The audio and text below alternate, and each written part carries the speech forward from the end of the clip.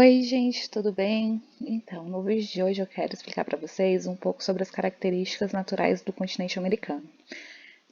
Aqui nesse primeiro mapa, a gente tem as três principais características físicas de um território. Então, a gente tem um mapa com o relevo, e aí a altitude desse relevo está sendo representada a partir das cores. Quanto mais marrom, mais alto, quanto mais próximo do verde, mais baixo. Então, esse primeiro mapa ele mostra esse, esses aspectos relacionados ao relevo, à altitude e também os principais tipos de rio. Nesse segundo mapa, a gente tem os tipos de clima do continente americano. Então, a gente consegue observar que, por ter uma grande extensão latitudinal, ou seja, norte-sul, é um, é um continente que tem diversos tipos de clima. E aí, dessa forma, ele também tem uma diversidade muito grande de vegetação, porque o clima e a vegetação eles estão diretamente ligados. O que é a vegetação? A vegetação é o conjunto de plantas de uma região. O que planta precisa de ter para crescer? Ela precisa de sol e ela precisa de água. Então, como a quantidade de sol e a quantidade de água ela vai ser uma característica climática, o tipo de vegetação também vai estar ligado diretamente ao tipo de clima, tá bom? Aqui nesse mapa, a gente tem um mapa de relevo e um mapa com a hidrografia, com os principais rios do continente americano.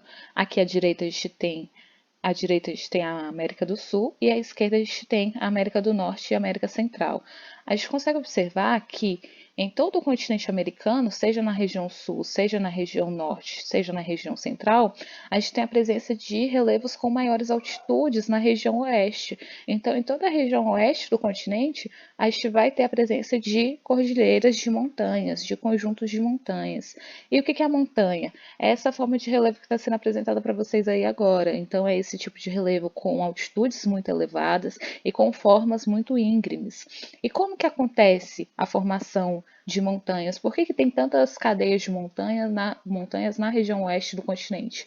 Porque é uma região de encontro entre placas tectônicas. Então, tem duas placas ou mais placas se encontrando ali naquela região, o que faz com que uma se choque contra a outra.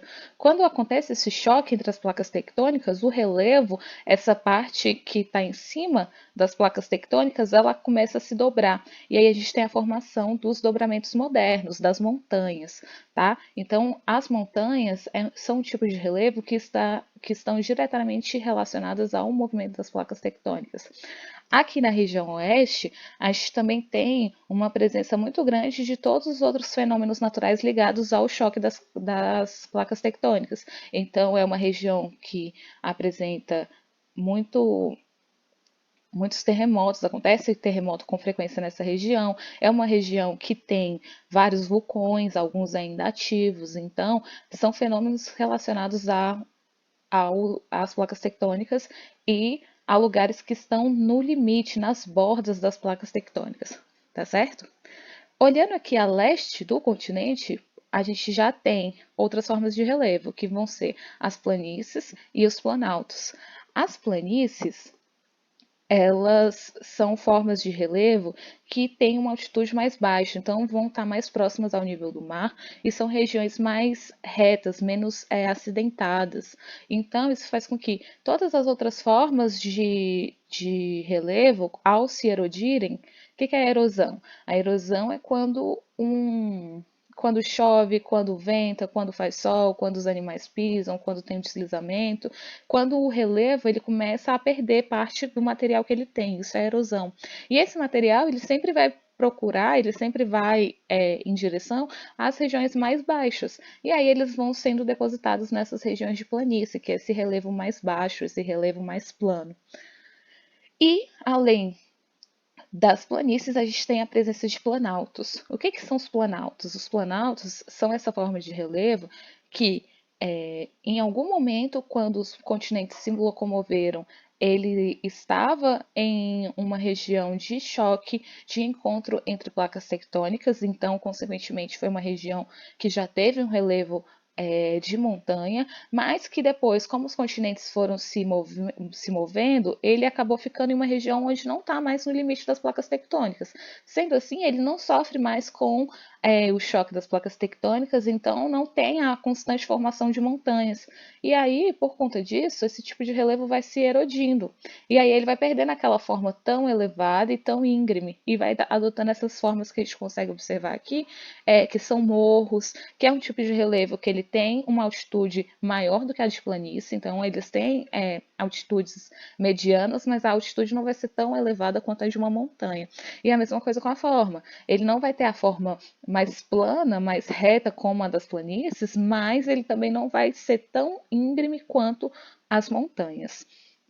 Então a gente consegue observar aqui na região da Amazônia, ali na região do Pantanal, né, em Mato Grosso, parte do Paraguai, a gente tem esse relevo de planície e a gente tem um planalto tanto aqui na região da América do Sul, que é onde que nós estamos, quanto também em parte da América do Norte, tá?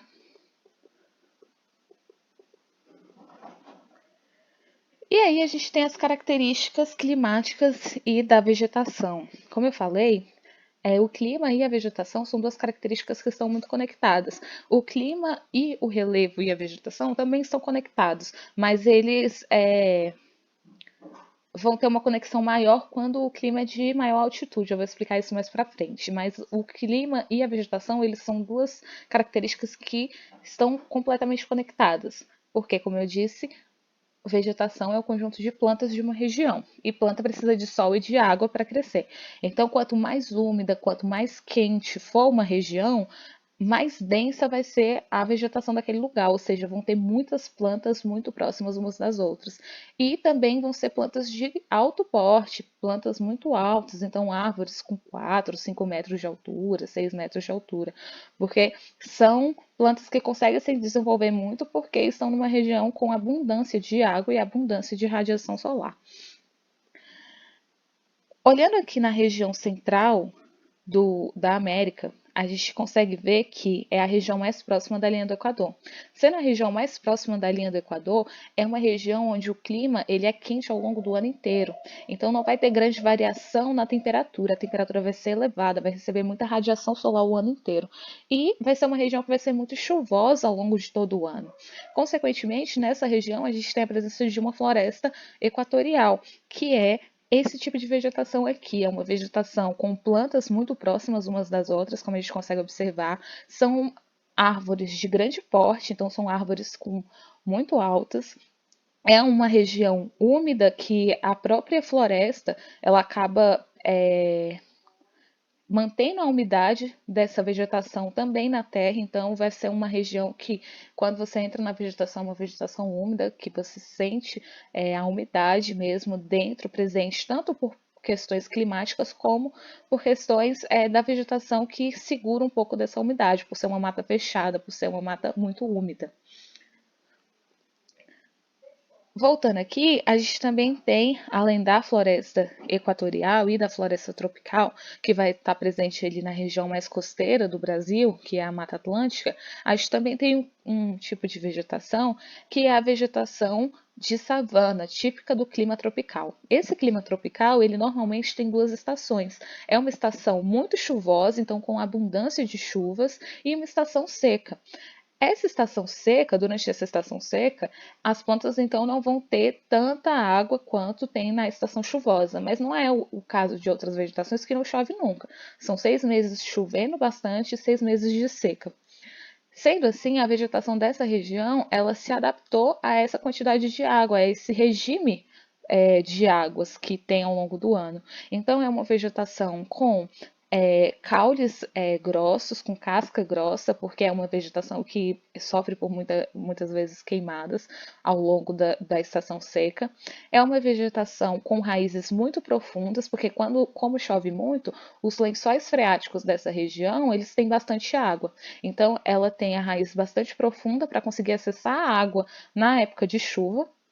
E é um tipo de vegetação que tem um caule meio retorcido, então a gente consegue observar nas imagens que as árvores têm um tronco retorcido para tentar manter o máximo possível a umidade dentro delas. Então, é uma vegetação completamente adaptada a esse regime pluviométrico. A gente tem essa vegetação de savana aqui na América, e a gente também tem, que a gente chama de cerrado, e a gente também tem esse tipo de vegetação no continente africano, tá certo? Então, são vegetações muito semelhantes em relação à sua adaptação a esse clima tropical, com duas estações, uma seca e uma chuvosa. E aí aqui a gente tem o clima semiárido, o clima de Caatinga. Vocês podem ver que é um clima, é um clima que ele passa por muitos períodos de seca, então é um clima que não vai ter uma quantidade de chuva muito grande. É um clima que costuma ter ali entre 9 meses de seca e 3 meses chuvoso. E aí aqui a gente consegue ver duas expressões da Caatinga, que é esse clima de regiões semiáridas, que também não é a caatinga especificamente, mas também tem uma vegetação semiárida ali na região dos Estados Unidos, que é muito semelhante em características com essa que a gente está vendo. Durante a seca, essa vegetação ela se adaptou a esse período muito grande de seca, e pode ser que alguns anos não chova. Então, é uma vegetação de baixo porte, ela não vai ser tão alta quanto outras de regiões úmidas, é uma vegetação que suporta um período muito longo de seca. Então, se a gente for ver aqui na foto da direita, é um período de seca. E a gente vê a vegetação toda seca, sem nenhuma folha. Se a gente olha já na imagem acima e na imagem da esquerda, que meu irmão está aqui mostrando como é que é um mandacaru quando está chovendo, a gente consegue ver que essa vegetação com pouca água já consegue ficar verde, já consegue florir, já consegue aproveitar dessa chuva para para florir, para ter folhas, enfim. Então, é importante se lembrar que é uma região, sim, que chove bem menos do que outras regiões do país, é uma região com um clima que a maior parte do ano vai estar seco, mas que é uma vegetação que está localizada em um lugar que muitas vezes chove quando na estação úmida, no que eles chamam de inverno. Então, durante o inverno, os 3 meses de inverno, pode chover, e quando chove essa vegetação, ela tem ela fica toda verde, ela consegue se recuperar de maneira muito rápida, tá bom?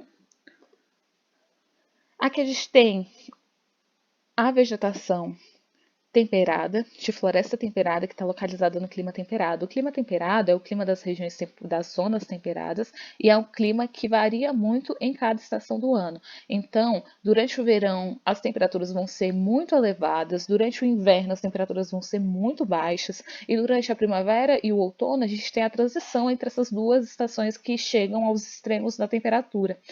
E a vegetação dessa região de clima temperado, ela se adaptou a essas características climáticas. Então, é uma vegetação que ela suporta baixas temperaturas, é uma vegetação que se prepara para esse período de inverno, que não vai ter sol, que não vai ter chuva, que perdendo todas as folhas, por isso que o nome dessas plantas de floresta temperada é caducifólias, elas ficam sem folhas durante o outono, porque elas estão se preparando para a chegada do inverno. E aí é uma vegetação que também está preparada para as temperaturas muito mais elevadas durante o verão. Então, essa é a vegetação, a gente consegue ver elas muito em filmes, né? Que elas sempre aparecem, principalmente no outono, que é quando elas vão perdendo as folhas. E aí aqui a gente tem o clima frio. É o clima que está próximo à região polar, mas não está inserido na região polar. Então ele vai ser um clima mais frio, ele vai receber menos radiação solar, mas ele não vai ser tão frio quanto as regiões polares. Nessa região, a gente tem uma presença de um inverno mais prolongado e um verão mais curto, com temperaturas baixas, mas com temperaturas não tão baixas quanto a região polar, tá certo? Nessa região, a gente vai ter a presença de floresta boreal, também conhecida como taiga ou floresta de coníferas, que são essas árvores em formato de cone, tá? Que os pinheiros, por exemplo, são coníferas. E aí ele vai estar presente tanto na região de clima frio pela latitude, então por estar mais próximo à região polar, quanto também algumas regiões de montanha, que o clima é frio, mas é um frio de montanha. Por quê? O relevo ele também interfere no tipo climático. Quanto mais elevado um relevo, quanto mais alto um relevo, mais frio aquela região vai ser. Então, vão ter regiões que vão estar em zonas temperadas ou em zonas tropicais, em zonas equatoriais, próximas à linha do Equador ou na linha do Equador, a região do planeta que mais recebe a radiação solar, mas que, em razão da altitude, vai ter um clima frio. Por quê? Porque esse relevo é muito elevado e, em razão dessa elevação, esse tipo de clima, o clima dessa região vai ser frio, tá? Então, existe um tipo de vegetação típico de clima frio de montanha, que vai se adaptar tanto às baixas temperaturas quanto à inclinação do relevo, né, que é muito inclinado, e que é formada principalmente de gramas ou, em alguns outros casos também, de coníferas, que é a vegetação que a gente viu no slide anterior.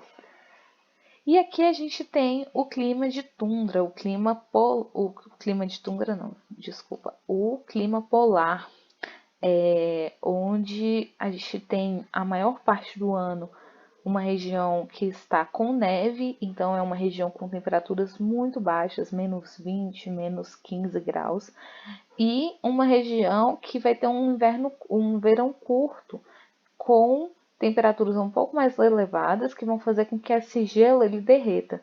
E aí é nesse derretimento desse gelo que surge a vegetação de tundra, que é uma vegetação formada por algas, por musgos, por líquens, que são plantas típicas de regiões muito úmidas e que são uma vegetação mais rasteira, ela não vai crescer muito, porque ela não vai ter as condições climáticas necessárias para que ela cresça. Então, não vão ter árvores de grande porte, não vão ter arbustos, é uma vegetação rasteira, como a gente consegue ver nas imagens. Então, como a gente consegue observar aqui, a gente tem uma grande variedade de tipos de clima e de vegetação no continente americano, porque é um continente com uma extensão muito grande norte e sul. E aí isso interfere de uma forma que, com diferentes latitudes, são diferentes tipos de clima e a vegetação se adapta a essas características climáticas, tá bom? Por enquanto, sobre as características físicas é isso. E aí, no próximo vídeo, eu vou falar um pouco sobre as características de ocupação dos povos originários, dos povos indígenas, a essas características climáticas de vegetação e de relevo, tá?